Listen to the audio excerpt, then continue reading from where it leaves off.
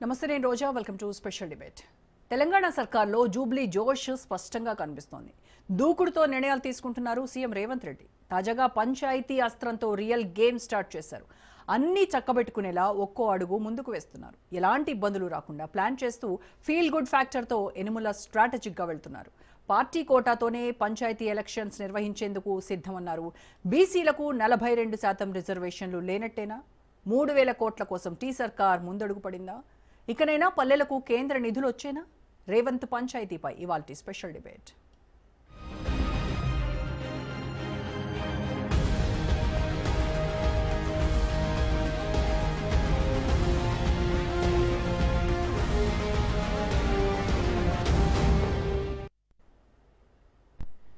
తెలంగాణ రాజకీయాలను జూబ్లీహిల్స్ ఉప ఎన్నిక ఫలితం టర్న్ చేసేలా కనిపిస్తోంది. ఇప్పటివరకు తమ పాలనపై ప్రజల్లో ఏ అభిప్రాయం ఉందో తెలియక కాంగ్రెస్ నాయకులు సతమతమయ్యారు.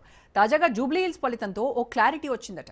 ఇకపై మరింత దూకుడుగా వెళ్లాలని ప్రభుత్వ పెద్దలు భావిస్తున్నట్టు సమాచారం. ఇప్పటికే స్థానిక సంస్థల ఎన్నికల నిర్వహణకు రేవంత్ ప్రభుత్వం సిద్ధమైంది. తొలుత గ్రామ పంచాయతీ ఎన్నికలు నిర్వహించి ఆ తర్వాత ప్రాదేశిక ఎన్నికలు పెట్టాలన్నది సర్కారు ఆలోచన. నవంబర్ 24న హైకోర్టులో స్థానిక ఎన్నికల నిర్వహణపై పిటిషన్ విచారణకు రానుంది. అందుకు అనుగుణంగా స్థానిక సంస్థల ఎన్నికలపై నిర్ణయం తీసుకోనుంది. డిసెంబర్ 2వ వారంలో లోకల్ ఎలక్షన్ షెడ్యూల్ రిలీజ్ చేయాలని తెలంగాణ కేబినెట్ నిర్ణయం తీసుకుంది. బీసీలకు 42% రిజర్వేషన్ల అంశంపై కోర్టు తీర్పులు కొలిక్కొచ్చిన తర్వాతే ఎంపీటీసీ, జెడ్పీటీసీ ఎన్నికలపై నిర్ణయం తీసుకోనుంది. 15వ ఆర్థిక సంఘం కాల పరిమితి వచ్చే ఏడాది మార్చి 31తో ముగియనుంది.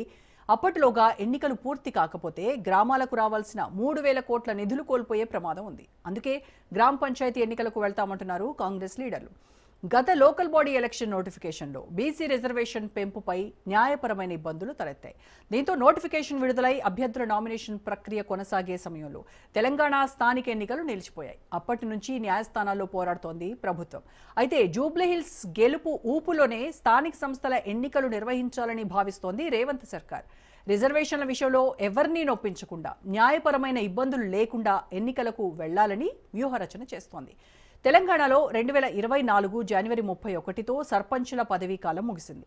స్థానిక సంస్థల ప్రజాప్రతినిధుల కాల పరిమితి ముగిసిన తర్వాత 6 నెలల్లోగానే ఎన్నికలు నిర్వహించాలని నిబంధనలు ఉన్నాయి. కానీ పాలకులు పట్టించుకోలేదు. ఏం పట్టనట్టుగానే కాలయాపన చేసింది రేవంత్ ప్రభుత్వం. దీంతో కొందరు న్యాయస్థానాన్ని ఆశ్రయించారు. ఇదిగో అదిగో అంటూ లీకులు ఇచ్చారు కానీ లోకల్ బాడీ ఎలక్షన్స్ పై స్పందించలేదు. చివరకు హైకోర్టు డెడ్ లైన్ దగ్గర పట్టడంతో జీవో 9తో స్థానిక ఎన్నికలకు సిద్ధమైంది. నోటిఫికేషన్ కూడా ఇచ్చింది. సీన్ కట్ చేస్తే రిజర్వేషన్ల పీఠముడితో బీసీ కోటా, జీవో, ఎన్నికల నోటిఫికేషన్ రెండూ రద్దయ్యాయి. దీంతో స్థానిక కథ మళ్లీ మొదటికొచ్చింది. తాజాగా జూబ్లీహిల్స్ బైపోల్ కాంగ్రెస్లో మళ్లీ ఆశలు రేకెత్తిస్తోంది. ఇన్నాళ్లు గ్రౌండ్లో పరిస్థితులు అలా ఉన్నాయన్న ఆందోళన ఉండేది. 6 గ్యారంటీలు సరిగా అమలు కావడం లేదని కొన్ని వర్గాల ప్రజలు అసంతృప్తిగా ఉన్నారన్న ప్రచారం ఉంది. కానీ ఉప ఎన్నిక గెలుపుతో ఊపు మీదున్నారు హస్తం లీడర్లు. ఇటు తెలంగాణలో 12,778 గ్రామ పంచాయతీలు ఉన్నాయి. అలాగే 566 జెడ్పీటీసీ, 5,773 ఎంపీటీసీ స్థానాలకు ఎన్నికలు జరగనున్నాయి. అంతా అనుకున్నట్టుగా జరిగితే డిసెంబర్లో స్థానిక ఎన్నికల సంగ్రామం ప్రారంభం కానుంది. దీంతో గ్రామాల్లో పొలిటికల్ హీట్ పెరగనుంది. రైట్, ఇక దీనికి సంబంధించి ఇవాళ డిబేట్లో మనం మాట్లాడదాము. డిబేట్లో పార్టిసిపేట్ చేస్తున్నారు senior journalist, senior analyst Koteswararao గారు మనతో జాయిన్ అవుతున్నారు. అండ్ బీఆర్ఎస్ నాయకులు బొల్లం మల్లయ్య యాదవ్ గారు, అండ్ బీజేపీ నాయకులు అల్జాపూర్ శ్రీనివాస్ గారు, కాంగ్రెస్ అధికార ప్రతినిధి డాక్టర్ లింగం యాదవ్ గారు మనతో జాయిన్ అయ్యారు. నమస్కారం అండి అందరికీ.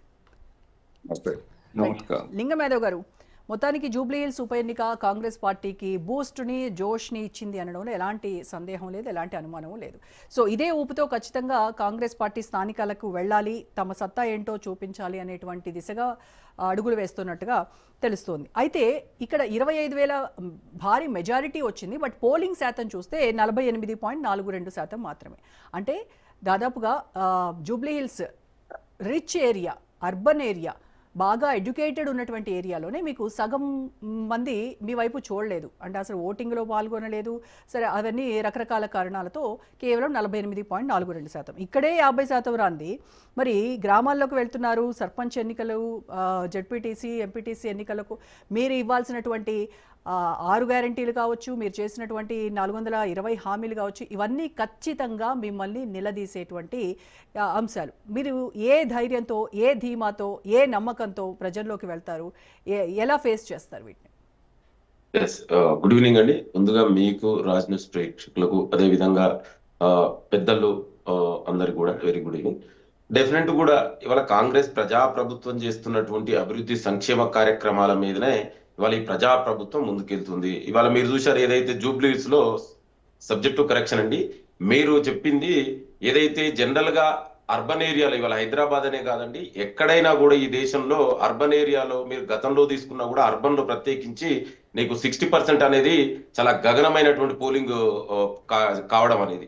కానీ ఇవాళ నవీన్ యాదవ్ గారికి 51% టోటల్ పోలైన ఓట్లలో మొదటిసారిగా ఫస్ట్ టైం 51% పైగా, అంటే ఇది నైష్ప్రత్రిక ప్రాతినిధ్యంలోనే ఈ ప్రజాస్వామ్యంలో అది సాధ్యమైంది. అంటే మనకు ఎమ్మెల్సీల, రాజ్యసభ ఇలాంటి ఎలక్షన్లో అట్లాంటిది ఒక ఎమ్మెల్యే ఎలక్షన్ లో 51% పైగా ఓట్లు ఇవాళ నవీన్ యాదవ్ గారికి వచ్చినాయి. అంటే ప్రజల మ్యాండేటు ఇవాళ సంపూర్ణంగా నవీన్ యాదవ్ గారికి ఉంది.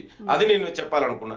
రెండోది, ఇవాళ ప్రజాప్రభుత్వం మీరు అన్నారు ఏ విధంగా పోతున్నారు. ఇవాళ ప్రజాప్రభుత్వం జూబ్లీహిల్స్ లో విజ్ఞులైనటువంటి చైతన్యమైనటువంటి జూబ్లీహిల్స్ ప్రజలు ఇవాళ ప్రజాప్రభుత్వానికి ముఖ్యమంత్రి రేవంత్ రెడ్డి గారు చేస్తున్న అభివృద్ధి, సంక్షేమం, సామాజిక న్యాయాలు ఇవాళ ప్రజలకు మా మీద నమ్మకం, విశ్వాసం ఉంది కాబట్టినే ఇవాళ మమ్మల్ని గెలిపించారు. ఇవాళ మీరు చూసారు ఎన్నో దుర్మార్గమైనటువంటి క్యారెక్టర్ అసాసినేషన్ నుంచి మొదలు పెట్టుకుంటే ఇవాళ డ్రామా లాంటి ఎన్నో చేసిరు.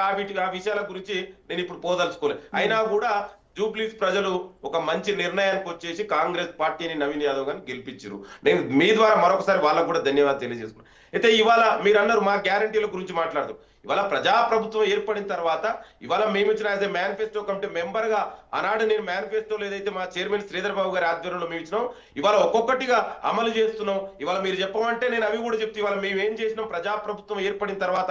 ఆనాడు మిగులు బడ్జెట్ రాష్ట్రాన్ని కేసీఆర్ కి ఇస్తే మరి 10 ఏళ్ల తెలంగాణని అప్పుల కుప్పగా మార్చేసి ఎక్కడ కూడా కాదేది అనర్హం, అవినీతి కన్నట్టు ఎక్కడ చూసినా అవినీతి జరిగింది. ఇవాళ ప్రజాప్రభుత్వం స్ట్రీమ్ లైన్ చేసుకుంటా 10 ఏళ్లలో విధ్వంసం జరిగితే ఇవాళ వికాసం, అభివృద్ధి తెలంగాణలో జరుగుతుంది. ఇవాళ ప్రజలకు కావాల్సింది ఏదండి?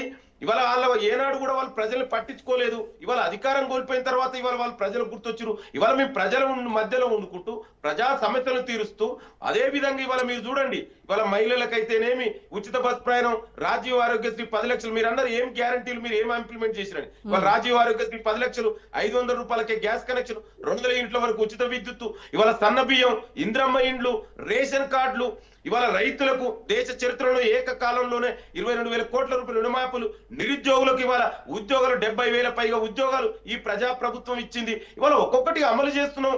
ప్రజలు కూడా మమ్మల్ని అర్థం చేసుకున్నారు కదా, దానికే ఇవాళ జూబ్లీహిల్స్ ప్రజలు తీర్పు ఇచ్చారు మాకు.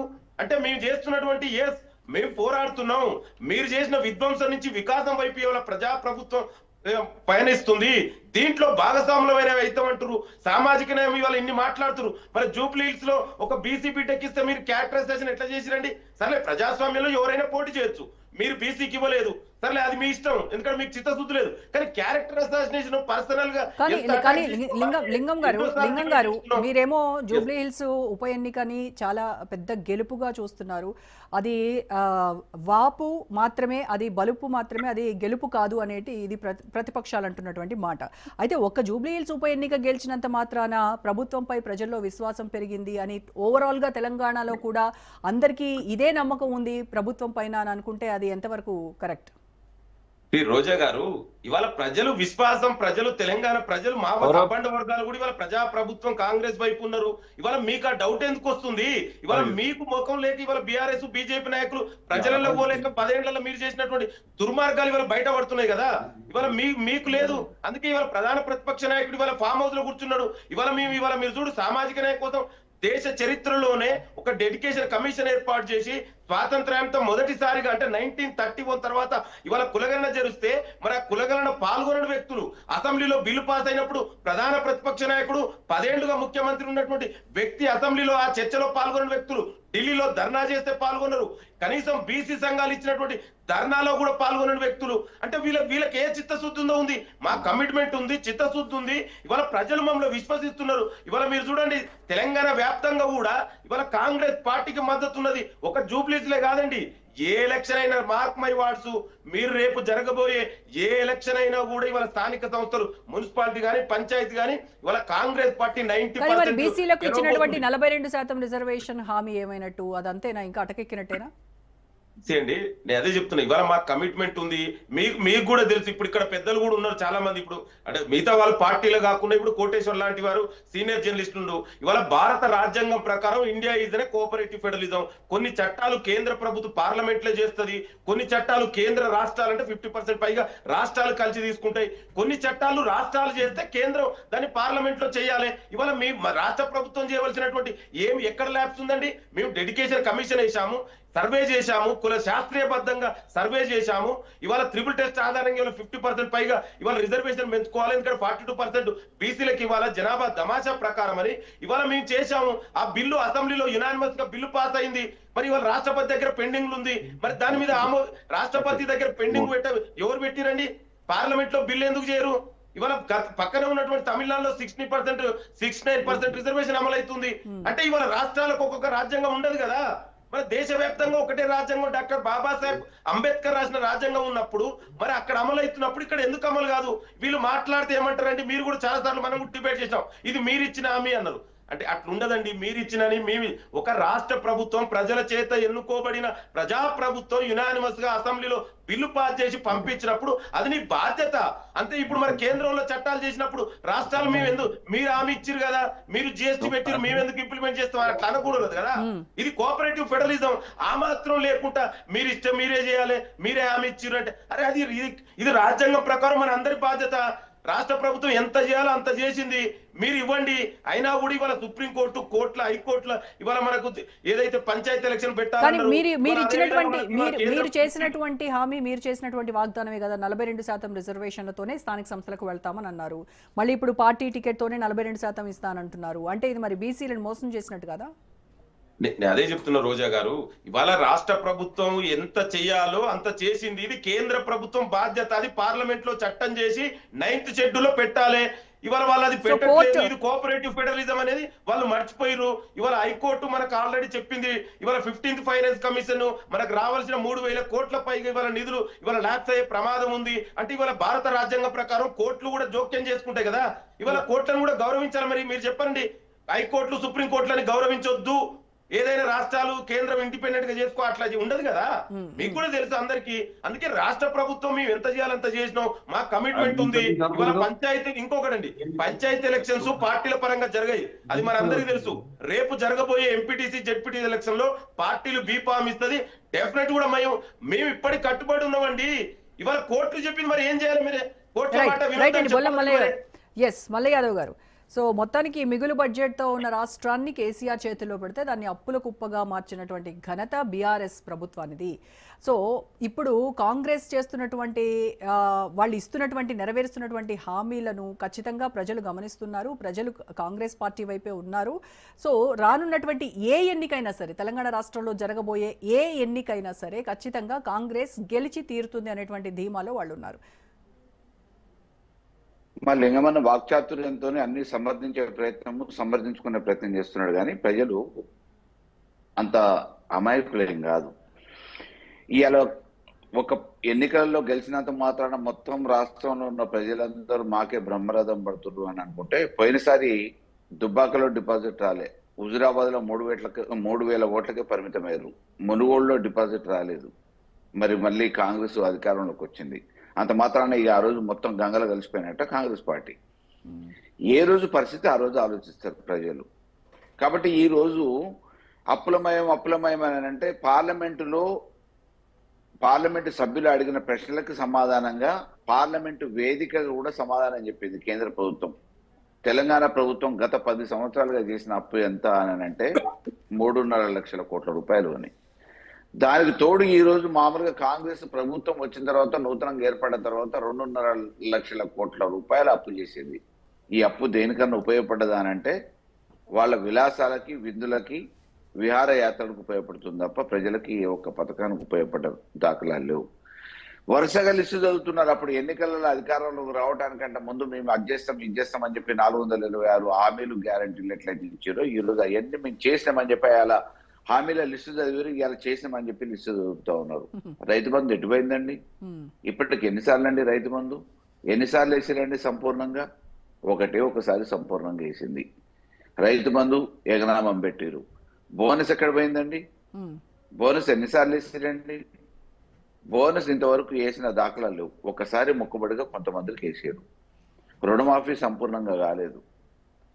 ఏ హామీ సంపూర్ణంగా ఇప్పుడు అమలైన దాఖలాలు లేవు. 500 గ్యాస్ అన్నారు, మహాలక్ష్మి పథకం అన్నారు, 200 యూనిట్లు ఫ్రీ ఎలక్ట్రిసిటీ అని అన్నారు.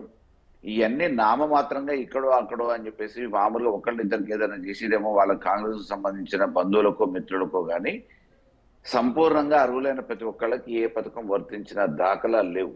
ఇందిరమిండ్లు పూర్తి చేసినామని చెప్తున్నాడు మా లింగమన్న. 2 సంవత్సరాలు అయింది.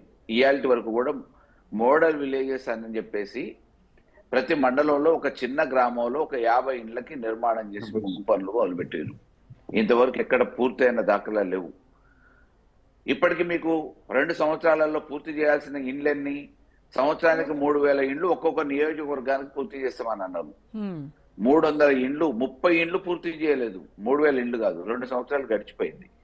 ఈ రకంగా మీరు ఇచ్చిన ఏ హామీని నెరవేర్చకుండా ఈ రోజు అధికారం ఉంది కాబట్టి యంత్రాంగాన్ని ఉపయోగించుకొని అధికార దుర్వినియోగానికి పాల్పడి గెలిచినంత మాత్రాన ప్రజాస్వామ్యంలో అది టెక్నికల్ గా గెలిపే కావచ్చు, నైతికంగా గెలుపు కాదు. నిన్న మొన్నటి వరకు మీ మీద మీకు నమ్మకం లేక ఎన్నికలు ఎట్లా వాయిదా వేయాలని చెప్పేసి కోర్టు మొట్టికాయలు వేస్తే దాన్ని వాయిదా వేయడానికి ఏ రకమైన కారణాలు వెతకాలన్నా వెతికారు. ఈ రోజు పెడతాము అని అంటున్నారు. మంచి శుభ పరిణామం, స్వాగతించే పరిణామం. ఎందుకంటే ప్రజాస్వామ్యంలో ఎప్పటికప్పుడు గ్రామ స్వరాజ్యం కోసం మనం గ్రామాల నుంచి మొదలు కావాల్సిన వ్యవస్థ కుంటుపడకుండా ఉండాలని అంటే ఈడ పారిశుభ్రత లోపించింది. పారిశుద్ధ్యం ఎక్కడికక్కడ లోపించి ఈ రోజు ఎక్కడికక్కడ జ్వరాల బారిన రోగాల బారిన పడుతూ ఉన్నారు. వాళ్ళకి ప్రాథమిక వైద్యం కూడా అందించే పరిస్థితులలో ఈ రోజు రాష్ట్ర ప్రభుత్వం లేదు. పంచాయతీ నిధులు రావట్లేదు. కరెంటు బల్బు పోతే వేసే దిక్కు లేదు. కాబట్టి మీరు ఎన్నికలు నిర్వహించకుండా ఇప్పటి వరకు కాలయాపన చేసి ఈ రోజు నిర్వహిస్తాము, జూబ్లీహిల్స్లో గెలిచాం కాబట్టి రాష్ట్రం అంతా గెలుస్తాము అనే ధీమాతోనే నిర్వహిస్తే మంచిదే. ప్రజలు ఏం తీర్పిచ్చినా దానికి సిద్ధమే. మీరు అధికారాన్ని దుర్వినియోగానికి పాల్పడతారా? ఏది పాల్పడ్డా 5 సంవత్సరాలలో ప్రజలు ఎవరిని శాశ్వతంగా ఉంచలేదు. కాంగ్రెస్ కూడా 100 సంవత్సరాల చరిత్ర ఉందని చెప్పుకున్న కాంగ్రెస్, స్వాతంత్రం కోసం పోరాటం చేసినామన్న కాంగ్రెస్ 70 సంవత్సరాల స్వాతంత్ర భారతదేశ పరిపాలనలో ఎన్నోసార్లు ఓటమి పాలైంది. డిపాజిట్లు కూడా కోల్పోయిన సందర్భాలు ఉన్నాయి, కనుమరుగైన సంబంధాలు ఉన్నాయి, మళ్ళా మామూలుగా గరకపోస లెక్క లేచిన సందర్భాలు ఉన్నాయి. అదే రకంగా ప్రతి రాజకీయ పార్టీకి కూడా గెలుపోవటంలో అనేది సహజం. ఒడదొడుకులు ఉంటాయి, కష్ట నష్టాలు ఉంటాయి. ఈ క్రమంలో ఈ రోజు మీరు ఏదో గెలిచినంత మాత్రాన భుజాలు ఎగిరేసుకుంటూ వేరే వాళ్ళని తక్కువ చేసి మాట్లాడటం అనేది సమంజసం కాదు. మీరు ఇస్తా అన్న హామీలు నెరవేర్చండి. అవి ఎక్కడ నెరవేర్చకుండా మీ దగ్గర అధికార యంత్రాంగం ఉంది, విచ్చలవిడికి సంపాదించిన పైసలు ఉన్నాయని చెప్పేసి పైసల్ని వెదజల్లి అధికార యంత్రాంగాన్ని ఉపయోగించుకొని కుర్చీలలో కూర్చుందాం, పదవులు పొందుదాం, మాదే గెలుపు అని చెప్పేసి అని అనుకుంటే ప్రజాస్వామ్యంలో అటువంటి వాటికి అవకాశం లేదు. ఇప్పుడు బీసీలకు ఏం సమాధానం చెప్తుందంటారు కాంగ్రెస్ పార్టీ? 42% రిజర్వేషన్ల గురించి అంత అసెంబ్లీలో బిల్లు పాస్ చేయించుకొని ఇప్పుడు నెపమంతా మొత్తం బాల్ అంతా కేంద్ర ప్రభుత్వం దగ్గరే ఉంది, అక్కడే పార్లమెంట్ లో చట్టం చేసి కదా వాళ్ళ బాధ్యత అని చెప్పేసి చెప్తూ బీజేపీ పైన నెపం నెడుతున్నారు. అయ్యాల అధికారంలోకి రావటం కోసం హామీ ఇచ్చిన కాంగ్రెస్ కేంద్రంలో రేపు అధికారంలోకి ఎవరు వస్తారో తెలియదు, వాళ్ళ అనుమతితోనే హామీ ఇయ్యలే. కానీ వాళ్ళకి ఆ చిత్తశుద్ధి లేదు అని చెప్తున్నాము. ఎందుకు అనంటే 42% రిజర్వేషన్ అయితే ఒకవేళ అమలు చేయాల్సిన బాధ్యత 9th షెడ్యూల్లో పెట్టాల్సిన బాధ్యత కేంద్ర ప్రభుత్వం మీద ఉంది. దానికి సంబంధించి శాసనసభ తీర్మానం చేసి పంపించింది యునానిమస్ గా. ఓకే, అన్ని పార్టీలు సహకరించినాయి. కానీ అది ఒకటే కాదు కదండి. మీకు చిత్తశుద్ధి ఉంటే 2 బడ్జెట్లు పెట్టారు. బడ్జెట్లలో 1,00,000 కోట్లు పెడతా అని అన్నారు. 2 బడ్జెట్లలో 40,000 కోట్లు పెట్టాలి. బడ్జెట్లు పెట్టిరా? మీ అయ్యాల అధికారంలో రావడం కోసం బీసీల ఓట్లు అవసరమే 42% అని అన్నారు. ఎంతమంది టికెట్లు ఇచ్చారు? మీరు టికెట్లు ఇవ్వలే. పోనీ అధికారంలో రావడానికి డబ్బులు కావాలి కాబట్టి బీసీల దగ్గర డబ్బులు లేవని చెప్పేసి మీరు టికెట్లు ఇవ్వలే. అధికారంలోకి వచ్చిన తర్వాత కార్పొరేషన్ పదవులు ఎంతమందికి ఇచ్చారు బీసీలకి? మీ పార్టీకి పనిచేసిన వాళ్ళకే, వేరే బయట వాళ్ళకి అవసరం లేదు. మీ కాంగ్రెస్ పార్టీలోనే కింది స్థాయి నుంచి పనిచేసుకుంటూ సంవత్సరాల తరబడి ఆస్తులు అమ్ముకొని కేసులకు బలైన వాళ్ళు ఎంతో మంది ఉన్నారు. ఎంతమందికి కార్పొరేషన్ పదవులు వచ్చినాయండి? నామినేటెడ్ పదవులు ఎంతమందికి వచ్చినాయి? రాజ్యాంగ పదమైన పదవులలో ఇవాళ బీసీలు ఎంతమంది ఉన్నారు? ఇవాళకి కూడా 3 మంత్రి పదవులు ఇవ్వాల్సిన అవకాశం ఉండి కూడా ఇవ్వలేదు కదా కేబినెట్ లో ఇంకా.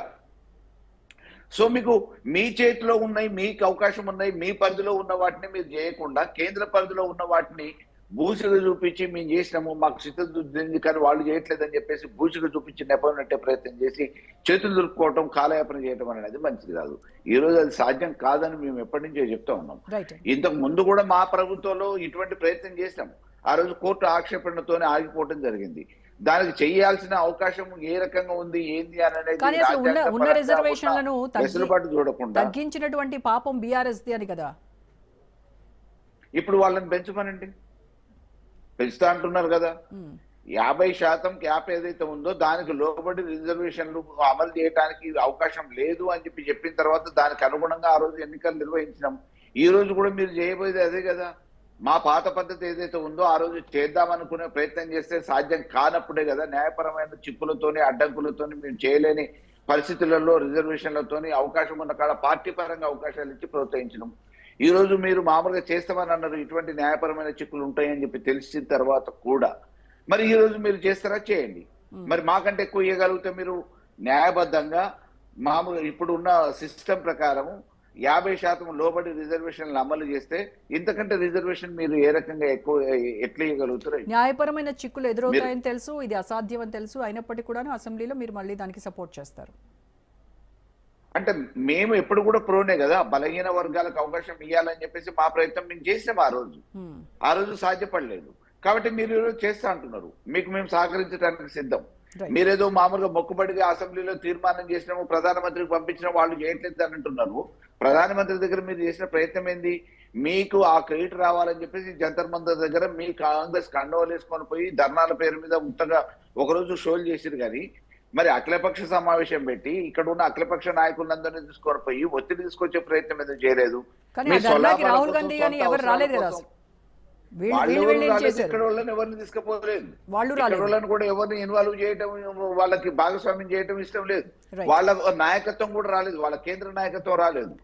అదే రకంగా మీ సొంత అవసరాల కోసం ప్రధానమంత్రి అపాయింట్మెంట్ దొరుకుతుంది, బలహీన వర్గాల రిజర్వేషన్ల కోసం కలవటానికి అపాయింట్మెంట్ దొరకదా? కాబట్టి కేవలం ఇది మొక్కుబడిగా చేసిన ప్రయత్నమే, కేవలం వాళ్ళ స్వలాభం కోసం స్వార్థం కోసం చేసిన ప్రయత్నం. ఇంకోసారి మోసం చేసే ప్రయత్నం చేస్తున్నారు బలహీన వర్గాలు. రైట్ అండి. ఓకే. సో అల్జాపూర్ శ్రీనివాస్ గారు, సో మొత్తం రాష్ట్రపతి దగ్గర ఆగిపోయింది పెండింగ్ బిల్లు. ఎందుకు అంటే కావాలనే ఈ క్రెడిట్ అంతా కూడా రేవంత్ రెడ్డి ఖాతాలోకి వెళ్తుంది కాబట్టి ఈ బిల్లును పాస్ చేయించేటువంటి ఉద్దేశము కేంద్ర ప్రభుత్వానికి లేదు, బీజేపీకి లేదు అనేది కాంగ్రెస్ వాళ్ళు చెప్తున్నటువంటి మాట.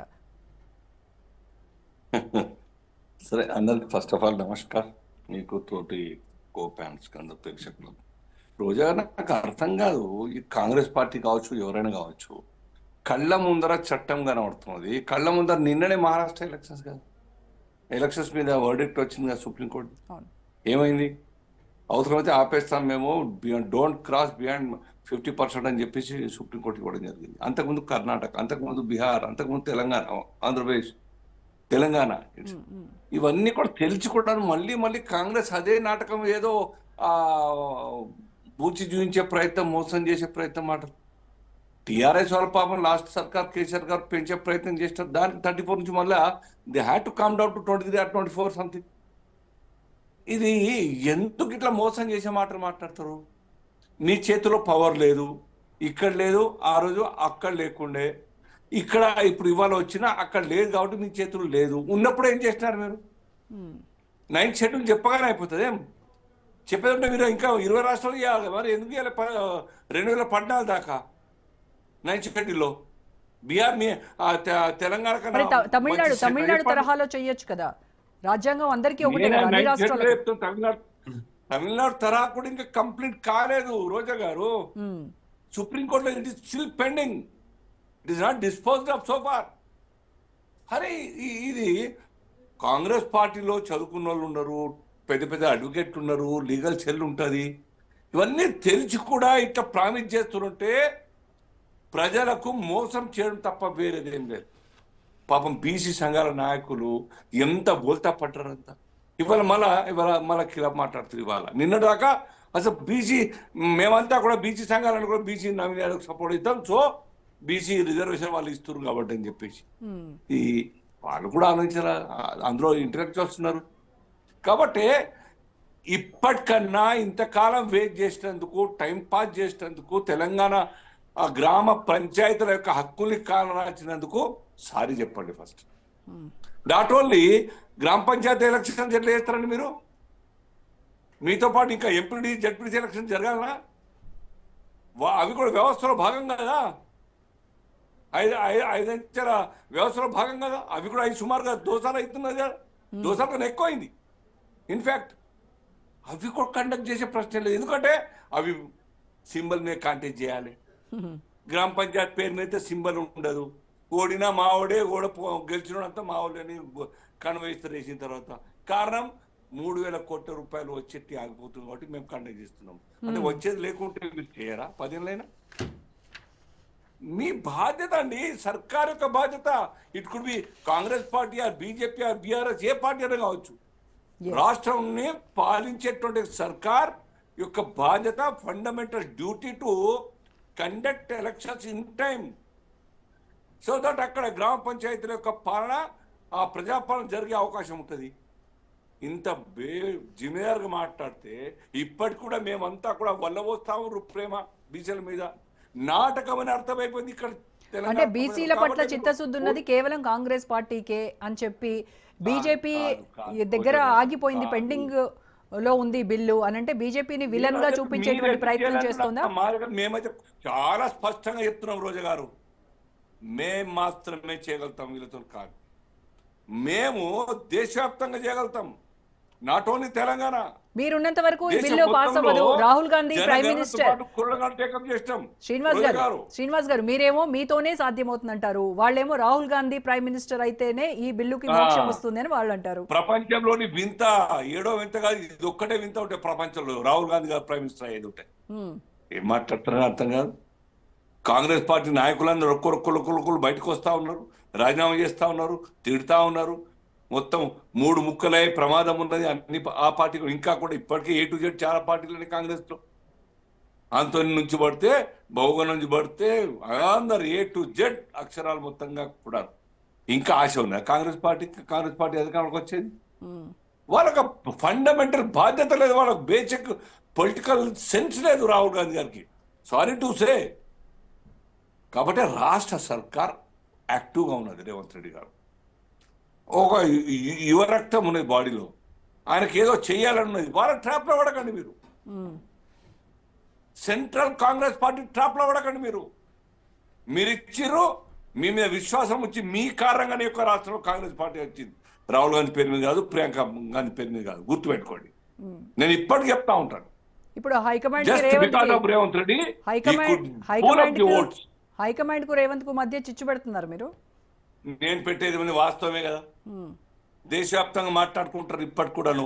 కాంగ్రెస్ గాంధీ పరివార్, గాంధీ కూడా కాదు, అదేదో ఫిరోజ్ ఖాన్ పరివారం నుంచి ఉన్నోళ్ళు ఎవ్వరు కూడా కాలేరు, కాంగ్రెస్ ను బతికించలేరు, కాంగ్రెస్ లీడ్ చేయలేరు, దేశాన్ని లూట్ చేయలేరు. అదర్ దెన్ కాంగ్రెస్ ఆ ఫ్యామిలీ అయితే ఇంకా ఏదో బతికే అవకాశం ఉండొచ్చు. నామాత్రం పాము ఖర్గే గారిని పెట్టి ముందర పెట్టి వీళ్ళే దండం పెట్టాలి ఆయనను, వీళ్ళే అన్ని పని చేయాలి.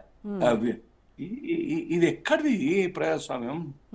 కాబట్టి Congress it last total confidence in mass public. Telangana ప్రజలకు ఇంకా నేను ఇప్పటికి చెప్తాను, రేవంత్ రెడ్డి గారు మీరు వాళ్ళకి చంకల దూరకండి. రైట్, న్యాయంగా తప్పు జరిగింది ఒప్పుకోండి. మీరు మీకన్నా సానుభూతి ఉంటుంది. న్యాయంగా గ్రామ పంచాయతీతో పాటు ఎంపీటీసీ జడ్పీటీసీ ఎలక్షన్ కండక్ట్ చేయండి, అవి పార్టీ బేసిస్ సింబల్ మీద వచ్చాయి. అప్పుడు తెలుస్తుంది కాంగ్రెస్ పార్టీ రేవంత్ రెడ్డి అన్నది. కాబట్టి రేవంత్ రెడ్డి గారు కూడా మళ్ళీ తప్పు చేయకండి, వెంటనే కండక్ట్ చేయండి local body election as well as ZPTC MPTC elections. మీరు కోర్టు జడ్జిమెంట్ ఉన్నాయి, నిన్న సుప్రీంకోర్టు మహారాష్ట్ర గురించి ఇచ్చింది, నోటిఫికేషన్ జారైంది. ఇక్కడ నామినేషన్స్ అయితే ఉన్నాయి మున్సిపాలిటీకి, గ్రామ పంచాయతీ మున్సిపాలిటీస్ అన్నిటి కూడా.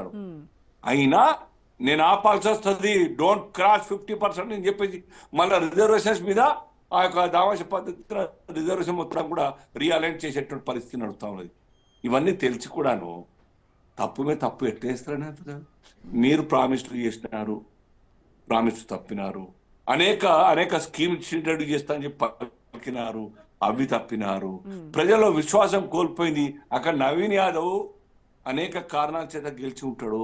ఎంఐఎంతో చేతులు కలిపి, లేకుంటే ఆయన యొక్క డబ్బు కావచ్చు, లేదంటే ఆయన లోకల్ క్యాండిడేట్ కావచ్చు, బీసీ కావచ్చు, not just because of Congress candidate. Right Congress candidate అయితే ఇంకా చూపెట్టండి మరి మీ కాంగ్రెస్ బలం ఉన్నట్టయితే. Right right Srinivas MPTC ZPC conduct చెప్పండి, చూపిస్తారు ప్రజలు, రైట్ కోటేశ్వర గారు చూస్తారు, Yes. రిజల్ట్ చూస్తే అర్థమవుతుంది. యా కోటేశ్వర గారు, మొత్తం మీద సర్పంచ్ టర్మ్ ముగిసి జనవరి 31, 2024 ముగిసింది. అది కూడా అడగండి రోజా గారు, దయచేసి ఎంపీ జడ్పీ అడగండి మీరు. యా అంటే దాదాపు 2 ఏళ్లు గడుస్తూ వస్తున్నప్పటికీ ఇప్పటికీ మోక్షం కలిగింది. అట్ లాస్ట్ సరే వాళ్ళు ఇచ్చినటువంటి హామీ 42% రిజర్వేషను అది పక్కన పెట్టేసి నార్మల్గా వెళ్తున్నప్పటికీ కూడాను ఈ 3,000 కోట్ల సెంట్రల్ ఫండ్స్ ఏవైతే ఉన్నాయో అవి ఆగిపోతాయేమో అని, వాటి కోసమే ఇప్పటికైనా తెలంగాణ ప్రభుత్వము ఈ ఎన్నికలకు ముందడుగు వేసింది అనేది ఒక ఆరోపణ. సో ఈ టోటల్ సినారియో పైన మీ విశ్లేషణ ఏంటి? అది ఆరోపణ కాదు, వాస్తవం. ఎందుకు అంటే 2026 ఏప్రిల్ 1 నుంచి 16వ ఫైనాన్స్ కమిషన్ సిఫార్సులు అమల్లోకి వస్తాయి. ఇప్పుడు అమల్లో ఉన్నటువంటి 15వ కమిషన్ సిఫార్సుల మేరకు పంచాయతీలకు, స్థానిక సంస్థలకు నిధులు ఇవ్వాల్సి ఉంది. అయితే దానికి ఎన్నికలు జరిగితేనే అనేటువంటి ఒక షరతు ఉన్న కారణంగా అది కంపల్సరీ. ఇక్కడ 2 సంవత్సరాల్లోగా ఎన్నికలు జరగలేదని చెప్పేసి బీజేపీ నేతలు గుండెలు బాదుకుంటారు. మహారాష్ట్రలో 4 ఏళ్ల నుంచి ఎన్నికలు జరగట్లేదు. దాని గురించి వాళ్ళకి ఎందుకు గుర్తు రావట్లేదో నాకైతే అర్థం కాదు. ఓకే, అక్కడ కూడా కోర్టు ఇష్యూ ఉంది సార్, కోర్టు ఇష్యూ ఉంది అక్కడ కూడా. అదేనండి నేను చెప్తున్నా, అది చెప్తున్నా శ్రీనివాస్ గారు, నేను అదే చెప్తున్నా.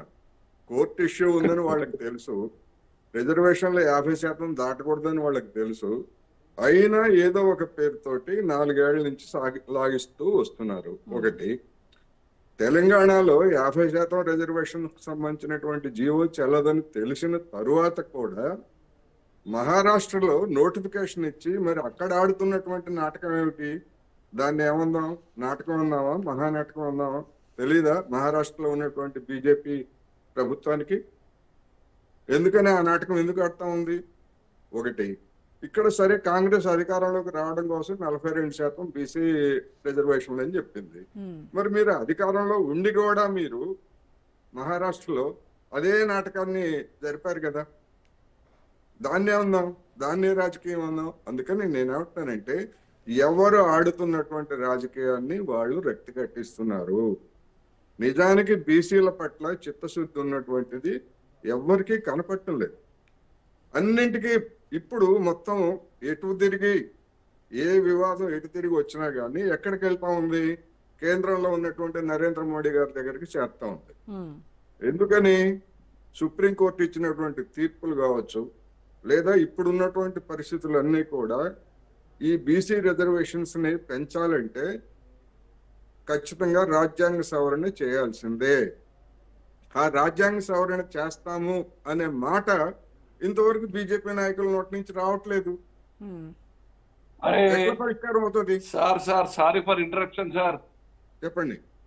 మేము కులగణన చేసినాం సార్. 26 మార్చ్ తర్వాత లెక్క బయటకు వచ్చిన తర్వాత we will proceed sir. Srinivas గారు, మీరు పెద్దవాళ్ళు నేను గట్టిగా మాట్లాడితే మీరు ఇబ్బంది పడతారు. అసలు కులగణన మేము చేయం, రాష్ట్రాలదే మాకు చెప్పినటువంటి వాళ్ళు మీరు తర్వాత మార్చుకున్నాం సార్ నిర్ణయం. రాహుల్ గాంధీ ప్రెషర్ తట్టుకోలేక మార్చుకున్నారు. రాహుల్ గాంధీ సారీ చెప్పిన ప్రెషర్ ఏముంటాయండి? మార్చుకున్నారు కానీ ఆ జనగణనలో కులగణన చేసిన తరువాత ఈ వివాదానికి తెరదించుతూ మేము అవసరమైనటువంటి రాజ్యాంగ సవరణలు చేస్తాము అనేటువంటి ఒక సాధారణ ప్రకటన, ఒక హామీ ఎందుకు ఇవ్వలేకపోతున్నారు? ఇది నా ప్రశ్న. చేస్తామని చెప్తున్నారు కదా. రైట్ ప్రకటన వస్తుంది సార్. రైట్ టైంలో రైట్ ప్రకటన కాదా? ఇది రైట్ టైం కాదా? సార్ కుల గణన జరగాలి సార్. సామాజిక కుల గణన రాని ముందర వచ్చిన తర్వాత అంటే రాష్ట్రాలు చేసిన కులగణనని మీరేమి కన్సిడర్ చేయరా? అవి నేను చేయడం కాదు, యూనియన్ గవర్నమెంట్ చేయాలి సార్. వీళ్ళ అధికారం ఉండదు, రాష్ట్రాల చేతుల్లో సెన్సెస్ చేసే అధికారం లేదు, రాష్ట్రాలకి అధికారం లేదండి, రాష్ట్రాలకి అధికారం లేదు, చేసే అధికారం లేదు. Okay fine fine fine. రాష్ట్రాలకి అధికారం లేదు. ఒకటి నేనేమంటున్నానంటే ఎప్పుడో అమలు జరిపేటువంటి మహిళా రిజర్వేషన్స్ గురించి ఎప్పుడో తీర్మానం చేసి మేము ఎప్పుడో ఇస్తామని చెప్పేసి జనానికి ఒక ఆశ పెట్టి ఒక అష్యూరెన్స్ ఇచ్చినటువంటి వాళ్ళు బీసీలకి మేము రిజర్వేషన్లని రాజ్యాంగబద్ధం చేస్తామనే మాట ఎందుకు రాదు? నరేంద్ర మోడీ గారు, బీసీ ప్రధానమంత్రి నరేంద్ర మోడీ గారిని చెప్తున్నారు కదా, ఎందుకు చెప్పరు? నా ప్రశ్న అది. ఇప్పుడు మహిళా రిజర్వేషన్లు ఎప్పుడో కదా అమలు జరిగేది, ముందే చేసి పెట్టి కూర్చున్నారు కదా, మంచిదే, అందరు స్వాగతించారు.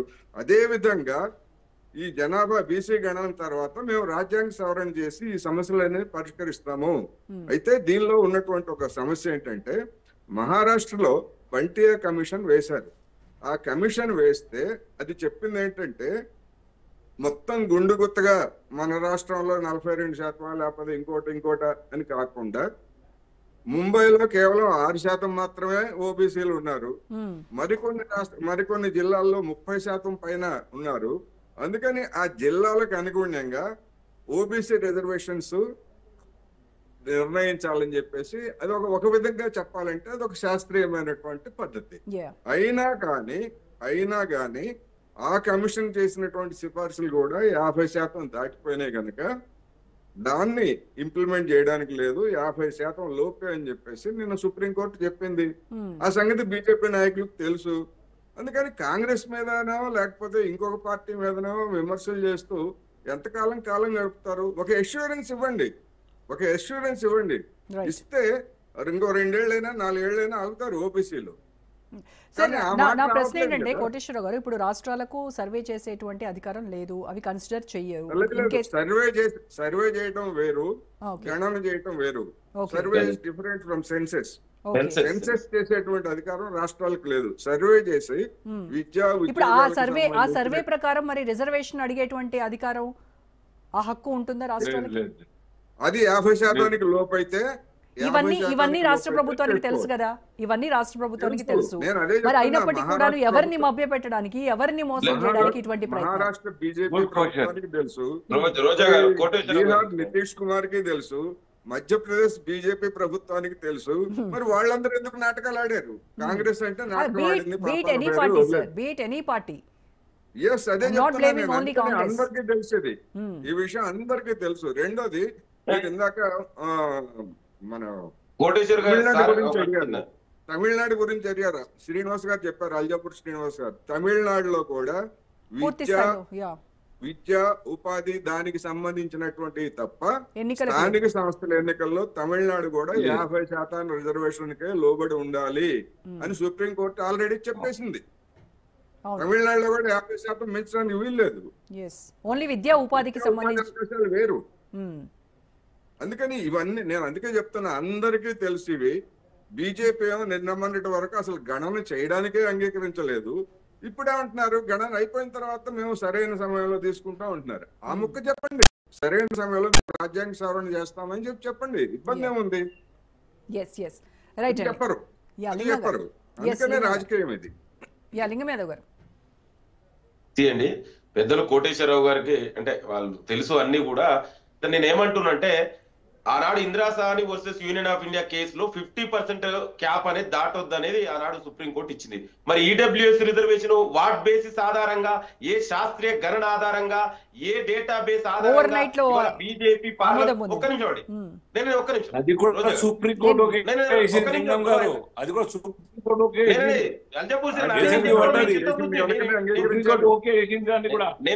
మీరు మాట్లాడేటప్పుడు పెద్దలు నేను మాట్లాడలేదు, డౌట్లు ఉన్నా ఏదైనా ఉన్నా కూడా నేను మాట్లాడలేదు, ఎందుకంటే మీ మీద గౌరవంతో. నేను ఏమంటున్నంటే ఇవాళ ఈడబ్ల్యూఎస్ రిజర్వేషన్ 10% రిజర్వేషన్ పెంచుకోవడానికి 2 రోజులలో పార్లమెంట్ లో చట్టం చేసి రాష్ట్రపతి అసంటిస్తాడు. కానీ మరి నా బీసీలకు వచ్చే వరకే ఎందుకు మీకు ఇవన్నీ అడ్డొస్తున్నాయి?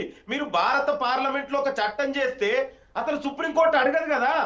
మరి ఈడబ్ల్యూఎస్ రిజర్వేషన్ 10% ఇచ్చినప్పుడు టోటల్ రిజర్వేషన్ ఇవాళ 60% ఇంప్లిమెంటేషన్ అవుతుంది. మరి దాని గురించి ఎందుకు ప్రశ్నించలే?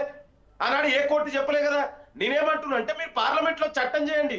మీరు మాట్లాడితే వీళ్ళు బీజేపీ నాయకులు తెలిసో తెలియకో మరి మీరే హామీ ఇచ్చిర్రు, మీరే హామీ అరే ఎవరు హామీ ఇస్తే ఏందండి? అసెంబ్లీలో ఒక చట్టం బిల్లు పాస్ చేసి యునానిమస్ గా మీ కేంద్రానికి పంపిస్తే కేంద్రం రాష్ట్రపతి తన దగ్గర పెట్టుకున్నారు, మీరు పార్లమెంట్ లో చట్టం చేస్తే అయిపోతుంది కదా. బీసీలకు మీరు మేలు చేసిన వాళ్ళు అవుతారు కదా. ఈ టెక్నికల్ ఓబీసీ ప్రధానమంత్రిని నేను బీసీలకు ఇది చేస్తా అంటుడు, మరి చేయొచ్చు కదా. మరి ఇవాళ ఇదే నరేంద్ర మోడీ ఇంత ముందుకే కోటేశ్వరరావు గారు కాంగ్రెస్ పార్టీ రాహుల్ గాంధీ గారు కులగణన చేస్తాం, సామాజిక న్యాయం ద్వారా అనగారిన వర్గాలకు అన్ని సామాజిక న్యాయం జరగాలంటే విడిపోతే పడిపోతాం అన్నది ఎవరన్నారండి? ఇదే నరేంద్ర మోడీ. మరి నరేంద్ర మోడీ మెడల్ వచ్చి కాంగ్రెస్ పార్టీ రాహుల్ గాంధీ గారు ఇవాళ దేశవ్యాప్తంగా కులగణన జరుగుతుందంటే దానికి కారణం కాంగ్రెస్ పార్టీ కదా. దానికి కారణం ఇవాళ తెలంగాణ మోడల్ ఇంపార్టెంట్ కదా కులగణన చేసినటువంటి. దయచేసి రైట్ లింగం యాదవ్ గారు, ఇప్పుడు ఎలాగో 42% తో మీరు స్థానికాలకు వెళ్ళట్లేదు. ఇప్పుడు దాని గురించి మనం పెద్దగా మాట్లాడుకున్నా ఏం ఉపయోగం లేనటువంటి అంశము. మీరు ఒక నిమిషం మీరు ఇచ్చినటువంటి హామీల గురించి మాట్లాడదాం. ఇందిరమ్మ ఇళ్లు పూర్తి స్థాయిలో అమలు అవ్వలేదు, మహిళలకు 2500 రూపాయలు ఇవ్వలేదు, రైతు భరోసా అది ఎంతమందికి ఇచ్చారో దేవుడికి తెలియాలి, రైతు రుణమాఫీ పూర్తి స్థాయిలో ఏకకాలంలో చేస్తున్నారు, అది జరగలేదు, బోనస్ ఎంతవరకు వచ్చింది, 500 గ్యాస్ ఏంటి, 200 యూనిట్ల ఫ్రీ కరెంట్ ఎక్కడ, తర్వాత బైకులు అన్నారు, అవన్నారు ఇవన్నారు. ఇప్పుడు మాత్రం అన్నీ మేము టైమ్లీగా చేస్తాము, 3 ఏళ్ళు ఉంది ఇంకా మా ముందు, ఖచ్చితంగా మేము చేసే తీరుతా ఉంటారు. కానీ మీరు ఇచ్చినటువంటి హామీ ఏంటి? ఎన్ని రోజుల్లో తీరుస్తానన్నారు? రోజా గారు మీరు అన్నారు ఇప్పుడు ఏదో మహిళల గురించి కానీ లేదా మేము ఇచ్చినటువంటి కాంగ్రెస్ పార్టీ మేనిఫెస్టో పెట్టిన అన్ని అంశాలు ఏదో 100 రోజుల్లోనే సంవత్సరంలోనే ఇంప్లిమెంట్ చేస్తామని కాదండి. ఇవాళ మేనిఫెస్టో అనేది మీకు కూడా తెలుసు, పెద్దలందరికీ కూడా తెలుసు. మేనిఫెస్టో అనేది ఒక 5 year ప్లాన్. ఈ దేశ డెమోక్రసీ ఎలక్షన్ 5 years కోసం 100 రోజులు చెప్పలేదండి కాంగ్రెస్ నాయకులు. 100 రోజుల్లో అన్ని మేనిఫెస్టో మొత్తం 100 days మీరు 100 రోజుల్లో సరే ఓకే, మేనిఫెస్టోలో అన్ని కాదు, మీరు తీరుస్తానని 100 రోజుల్లో హామీ ఇచ్చినవన్నా తీర్చారా లేదా? చేస్తున్నాం కదండి, ఇంకో 2-3 ఉన్నాయి, కొన్ని చేయను ఉన్నాయి. 2 ఏళ్ళు అయిందండి, 2 ఏళ్ళు అయింది అధికారంలోకి వచ్చి. గ్యాస్ ఎవరికి రావట్లేదండి? మరి 10 ఏళ్లలో ఆనాడు డబుల్ బెడ్రూమ్ అని ఎక్కడ పోయిందండి? ఇంటికో ఉద్యోగం, దళిత ముఖ్యమంత్రి, దళితులకు 3 ఎకరాలు, KG to PG ఉచిత విద్య, నిరుద్యోగ వృత్తి ఎక్కడ పోయినాయండి? నేనేమంటున్నాం, మేము చేస్తామంటున్నాం, ప్రజలు మా మీద విశ్వాసం ఉంది, మేము ఒక్కొక్కటిగా అన్ని అమలు చేస్తున్నాం. మీ లెక్క చేయమని ఎక్కడ ముఖ్యమంత్రి గారు చెప్పలేదు. మేము డెఫినెట్ గా కమిట్మెంట్ ఉంది, మేము ఇవాళ చేసేది ఉంది, చేస్తాము. తులం బంగారం ఇవ్వలేమని మీ మంత్రి గారే చెప్పారు కదా, తులం బంగారం ఇవ్వలేము అనేది డైరెక్ట్ గా ఓపెన్ గానే చెప్పారు కదా. అండి ముఖ్యమంత్రి గారు చాలా స్పష్టంగా చెప్పారు, మేనిఫెస్టోలు ఇచ్చిన ప్రతి హామీని కూడా అమలు చేసి తీరుతాం. ఎన్ని కష్టాలైనా ఎదురైనా మీరు దుర్మార్గంగా 10 ఏళ్ళు దోచుకున్నారు మొత్తం కూడా, అయినా కూడా ఇవాళ తెలంగాణ ఒక స్ట్రీమ్ లైన్ కి వెళ్తున్నాం. ఆర్థిక క్రమశిక్షణతోటి ఇవాళ మేము ఒక్కొక్కటిగా పథకాలు అమలు చేస్తున్నాం. మీరు తెచ్చినటువంటి అప్పులకు ఇంట్రెస్ట్ కట్టుకుంటా ఇవాళ పథకాలను అమలు చేస్తూ తెలంగాణ రాష్ట్రాన్ని ఒక మోడల్ రాష్ట్రంగా. మల్లయ్య గారు మీరు మాట్లాడండి. అది కాదు, మీరు తెచ్చిన వాటికి ఇంట్రెస్ట్ కట్టుకుంటా అంటే రేపు నువ్వు చేసిన దాన్ని కూడా వేరే వాడు ఎవడు అధికారంలోకి వస్తే వాడు చేయాలి. ఇది కంటిన్యూస్ ప్రాసెస్. ఇది నీ ఇంటికి నా ఇంటి కోసం కాదు. గవర్నమెంట్ పాలసీలో ఏ ప్రాజెక్టు చేసినా ప్రజల కోసం చేస్తే ఆ ప్రజల కోసం చేసిన దానికి మామూలుగా జరిగిన అప్పులు కానీ ఆదాయం కానీ ఏదైనా ప్రభుత్వ ఖజానాలోకి వస్తుంది, అది చేయాల్సిన బాధ్యత. We are only custodian for the government. ఆ పదవిలో కూర్చున్న వాళ్ళు బాధ్యతాయుతంగా చెప్పిన హామీలు నెరవేర్చాలి.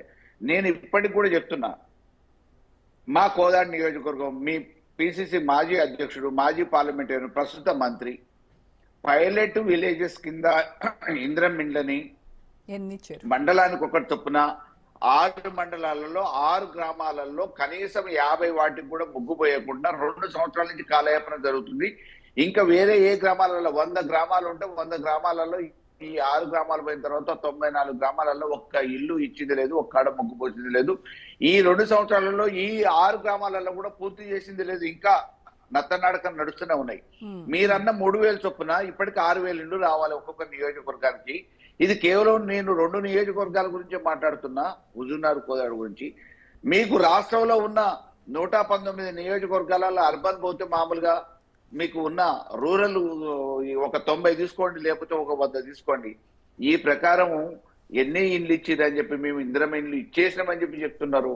ఇంకెవరిని మసిపూసి మాయకాయ చేసే ప్రయత్నం చేసి మభ్యపెట్టే ప్రయత్నం చేస్తారు. మీకు మహాలక్ష్మి పథకం అన్నారు కదా, పెద్దమ్మలకి చిన్నమ్మలకి వయసు ఉడిగిపోయిన వాళ్ళకి పాపం మందులకో మాకో పనికొస్తాయని చెప్పి 2000 నుంచి 4000 అన్నారు కదా. ఈ నెల తీసుకుంటే మీకు 2000, ఈ నెల తీసుకుంటే మీకు 2000. మేము వచ్చాక 2500. మాకు ఓటేస్తే వచ్చే నెల నుంచే డిసెంబర్ 9 నుంచే 4000 అన్నారు కదా. 2 సంవత్సరాలు గడిచిపోయినాయి కదా. మహాలక్ష్మి కోడలికి, అత్తకి కోడలికి ఇస్తామని చెప్పారు కదా మీరు. ఆఖరికి కౌలులోనికి పైసలు ఇస్తా అన్నారు కదా, కౌలు రైతుకి. శ్రీనివాస్ గారు సర్పంచ్, జెడ్పీటీసీ, ఎంపీటీసీ ఈ టోటల్ ఈ ఎన్నికల్లో గెలుపుకు సంబంధించి బీజేపీకి ఉన్నటువంటి ధీమా ఏంటి? మ్యూట్లో ఉన్నారు.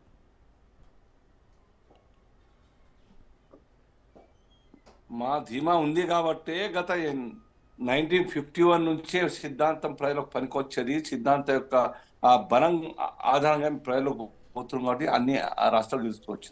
మా టార్గెట్ ఇప్పుడు తెలంగాణ, పశ్చిమ బెంగాల్ 2 రాష్ట్రాల్లో ప్రభుత్వం రావాలి. ఇప్పుడు లోకల్ బాడీ ఎలక్షన్స్ లో అన్నిట్లో పోటీ చేస్తాం. ప్రజలను మొత్తం చైతన్యపరుస్తాం. ఇక్కడ నుంచి మా యొక్క పరంపర ఇంకా 3 సార్లు ఎత్తి. కానీ జూబ్లీహిల్స్ ఎన్నికల్లో 2023 ఎన్నికల్లో పోలైన ఓట్లకి ఈ 2 ఏళ్ల తర్వాత పోలైన ఓట్ల గ్రాఫ్ తగ్గిపోయింది కాబట్టి బీజేపీకి నెగటివ్ గ్రోత్ స్టార్ట్ అయింది. ఇక్కడ జీరో ఇంపాక్ట్ జూబ్లీహిల్స్ లో. రాజకీయాల్లో బళ్ళు ఓడర్ అవుతాయి. 3000 ఓట్లు వచ్చింది కదా హుజరాబాద్ లో కాంగ్రెస్ పార్టీకి, ఇక్కడ గెలలేదా? తర్వాత సర్కార్లకు రాలేదా? 10-20,000 ఓట్లు వచ్చింది కదా దుబాక్ లో కాంగ్రెస్ కి, 3rd పొజిషన్. అక్కడ మళ్ళా గెలవలేదు. తర్వాత ఇక్కడ అంటే జూబ్లీహిల్స్ ఇంపాక్టే స్టేట్ మొత్తం ఉంటది అని కదా కాంగ్రెస్ వాళ్ళు చెప్తున్నారు. మరి అది అప్పుడు వేరే పార్టీలకి అది వర్తించదా? It vary time to time ప్రజల యొక్క ఆలోచన మారుతా ఉంటది. ఆ సిచ్యువేషన్ లో, ఆ కాన్స్టిట్యున్సీ లో ప్రజలకు ఆ యొక్క పరిస్థితులు ఓటేసి ఉండవచ్చు కాక. కానీ ఓవరాల్ గా సర్కార్ కు రిఫరెండం అంటే మరి ఆ ఎలక్షన్స్ యొక్క అభిప్రాయం, ప్రజల అభిప్రాయం మారుతుంది. చూస్తారు కదా ఇన్ని బాకీలు, బీఆర్ఎస్ చేసిన బాకీలు, బీఆర్ఎస్ నడిపే స్కీములు ఈ కాంగ్రెస్ ఈ సర్కార్ మీద పడ్డ కారణంగా వాళ్ళు కూడా బరువు మోసే పరిస్థితి లేదు. వాళ్ళకి తెలిసి కూడాను బాగా అప్పులు అని చెప్పి తెలిసి కూడాను బయట చెప్పుకోవాలి. తర్వాత ఏం చెప్తారు, చాలా తక్కువ ఉన్నాయి అనుకున్నామే, ఇంతగానం లేదనుకున్నాం కాబట్టి మేము ప్రామిస్ చేసాం అంటారు. ఇవన్నీ తెలిసి కూడా వాళ్ళు కూడా మోసం చేశారు. వాళ్ళు రూపాయి ఇస్తే రూపాయి ఆటని ఇచ్చారు. వాళ్ళు 2000 అంటే ఇక్కడ 4000 అన్నారు. ఇది ఎక్కడి యొక్క సంప్రదాయం? ఫ్రీ బీస్ అద్దు ఉండాలి. 1,00,000 రూపాయలు కేవలం ఈఎంఐస్కే పోతా ఉన్నది. ఫ్రీ బీస్ ఇప్పుడు బీజేపీ కూడా ఇస్తుంది కదా. మీరు కూడా ఇటువైపే వచ్చారు కదా. ముందంతా వ్యతిరేకం అని చెప్పి ఢిల్లీ నుంచి మొదలు పెడితే మొన్న మిమ్మల్ని రక్షించింది బీహార్ లో ఫ్రీ బీస్ కదా. నాకు ఒక 2 hours టైం ఇవ్వండి, డిబేట్ పెట్టండి దీని మీద. మా యొక్క ప్రపోజల్స్ ఏమున్నాయి, టోటల్ బడ్జెట్ ఎంత, మేము ఇచ్చింది ఎంత, సెంట్రల్ గవర్నమెంట్ దాంట్లో మ్యాచింగ్ గ్రాంట్ ఎంత, అవన్నీ చెప్పచ్చు అనేక స్కీమ్లకు. ఈ రాష్ట్రంలో కూడాను కేవలం 10-11 వేల కోట్ల రూపాయలకు ఫ్రీ బీస్ యొక్క ప్రమోట్ చేసినాం మేము ఇక్కడ. 70,000 crores కాంగ్రెస్, ఇక్కడ 70,000 కోట్లు. నిజమైన లబ్ధిదారులు, నిజమైన పేదలకు అందించాలనే లక్ష్యంతో మేము పనిచేస్తాం. ఎవరంటే వాళ్ళకు 500 ఎకరాలు ఉన్న వాళ్ళకు కూడా ఇచ్చేది లేదు. కేంద్ర సర్కార్ ఇస్తుందా? కేవలం 5 ఎకరాల లోపల ఉన్న వాళ్ళకు మాత్రమే 6,000 మాత్రమే ఇస్తున్నది. గుర్తుపెట్టుకోండి, కుటుంబానికి. ఇది తేడా వాళ్ళకి. Okay, thank you so much Srinivas గారు, కోటేశ్వరరావు గారు, మల్ల యాదవ్ గారు, లింగం యాదవ్ గారు. థ్యాంక్ యూ అండి. సో ఇది ఇవాల్టి special debate. Stay tune to Raj.